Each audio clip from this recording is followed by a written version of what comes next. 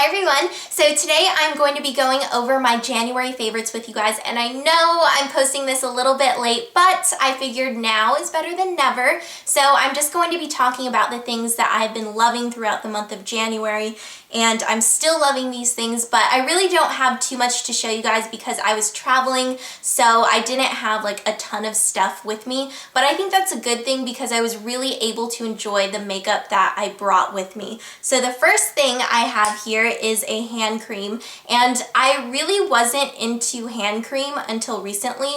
Recently though, I have just had to have hand cream, and all of a sudden I have so many of them. But I have just fallen in love with Soap & Glory's hand food, and I got this from Fleur. She gave this to me as a gift, and I just love this. It smells amazing, and it's really moisturizing, but the best part is that it's not greasy at all, and I cannot stand it when hand creams are really greasy, especially if you wear them during the day. At nighttime, I don't really care too much because I'm sleeping, so I'm not going to notice it. But during the day, I do not like greasy hand creams. And this one just feels so good, and it smells amazing. It just has the best scent to it, and I just can't help but put it on whenever I have it in my hands. And then I have a body spray that I got from Oriental Princess in Bangkok, and this is only sold in Thailand, so unfortunately you can't get this, and I don't think you can buy it online either. But this is the Icy Cool body spray, and I love this. It's just a really nice, fresh, fruity scent.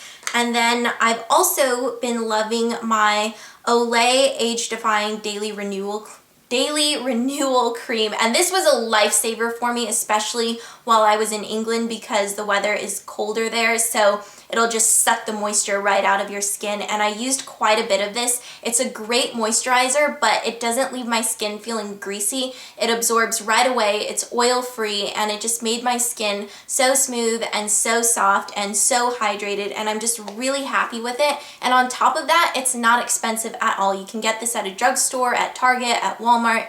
It's very accessible, and I love it. And then for makeup, the first thing I have here is a paint pot from MAC. You probably saw this if you watched the haul that Fleur and I did, but this is a paint pot in Vintage Selection, and this is limited edition. It's very similar to Benefit's RSVP. It's a little bit different because it has sparkle in it, a little bit more sparkle instead of shimmer, but I really like it, and I was running out of RSVP, so I just decided to pick this one up, and I've been using it basically every single day. And then for eyeshadow, oh my gosh, I never thought that this would be a favorite of mine because I've had it for such a long time, over a year, but I never really used it too much until recently. It is MAC's Mulled Cider eyeshadow, and this was limited edition from the Warm and Cozy collection that came out last year. I think it was last year or the end of 2009, something like that. I can't remember exactly when it came out, but I've had this for a while and I didn't start using it until recently.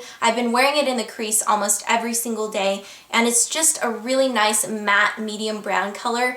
A good dupe from the Permanent collection would be Corduroy. I went to the matte counter with a purpose to find a dupe for this color because a lot of people have been asking me about it, and Corduroy is definitely a good dupe for this. Now I have two mascara favorites this month. The first one is from MAC, surprisingly. I never thought I would hear myself say that because I've never tried a MAC mascara before just because I've always heard such terrible things about them, so I've always just kind of avoided them. But Fleur and I decided to try out the False Lash mascara, and we both really like it. And first off, I mean, the packaging is amazing, and the mascara itself is really good too. It has a tapered brush like this, so it's really good for getting those little tiny lashes in the outer corner, and I really like the formula. The only downside to it is that it flakes a lot, and I really don't like that. So after you wear it for several hours, it will smudge and flake, but overall, it's a really good mascara. And then my new favorite mascara of all time. I know I swore by the Majolica Lash Enamel Glamour Volume On Mascara, which is always a mouthful to say, but now I have been converted to the Majolica Lash Expander Frame Plus Mascara, and this is the one that they're actually really famous for. And the brush looks like this. I will do a full review on both mascaras soon, but this is what the brush looks like. So it's a little bit different, and the formula has more fibers in it, and it's really lengthening but volumizing at the same time, and it's waterproof so it doesn't smudge, and I just love it. I wore this pretty much every single day while I was in Thailand. Okay, so moving on into random favorites. Now, unfortunately, this month I don't have any food to show you guys because I was traveling, but you guys are not going to walk away empty-handed because I have food books to show you guys. Now, when I was in England, Fleur and I met up with the boys from the Sorted Food channel here on YouTube, Ben and Barry, and they were kind enough to give us these cookbooks. They have a cooking channel here on YouTube, and we filmed a couple videos with them, and we had so much fun, and they're really great guys. And this is actually Barry on the front of this book right here, but I love these books. I have looked through every single page of both books, and the recipes are amazing. I've tried out a couple of them since I've been home, and they're really good. And these books are great because they're aimed at young people, people who are going into college or moving out on their own, and they want to be able to cook good, tasty, wholesome meals without breaking the bank and without spending a ton of time in the kitchen. So these recipes are awesome, and the books are really fun to read. They're easy to read, they're funny, and they have a lot of cheeky little jokes in them, and it's just a great thing for young people, and I just love the entire concept, and their videos on YouTube are also just as great. And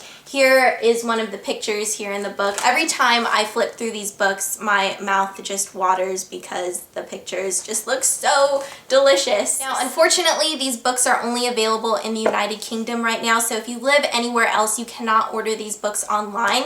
But you can go to their YouTube channel and watch their videos because they have a ton of videos up, and they're really easy to follow. They're fun to watch, and the guys are usually goofing off and doing something weird in them. So I will link their channel down below, as well as the videos that we did with them. We had so much fun, even though they made us eat some really gross stuff. We were the only ones who had ever been in their videos that had to eat gross things. How did that work out? Now, for the record, I am not good when it comes to being under pressure, and they asked us a bunch of quick fire questions about food, and then whatever answers we got wrong, those foods had to go into a blender, and they made smoothies for us. Mine, I wouldn't even consider mine a smoothie because it was so chunky I had to eat it with a spoon. So as you can see, I didn't really get too many answers right just because, first of all, some of the answers I didn't know, but then I just kind of freeze when I'm put under pressure like that. Like, I don't know how I got the answer for Neapolitan ice cream wrong. I don't know where I got that answer from. I just pulled it out of thin air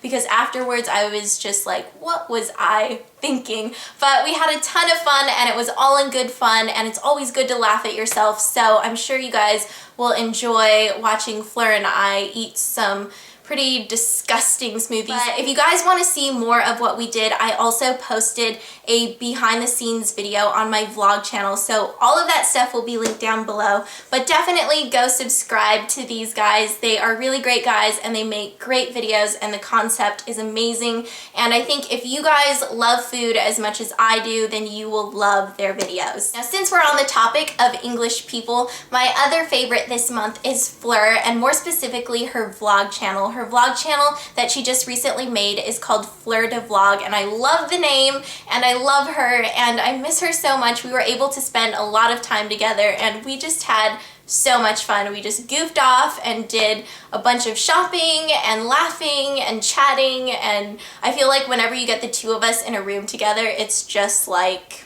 trouble because we are so much alike. We love food, we love makeup, we love talking. It's just trouble. So I will link her vlog channel down below. There are some videos that I did with her, and my personal favorite is the boyfriend tag video because her boyfriend, Mike, was very adamant about not going on camera, but he finally cracked and showed his face, and they are both amazing people. They are honestly one of the loveliest couples that I know, and they are so kind and have such big hearts, and they are hilarious. So definitely go and subscribe to her vlog channel. Okay, so that is it for today. I hope you guys enjoyed this video. Let me know what you think in the comments below, and I will see you all later. Bye.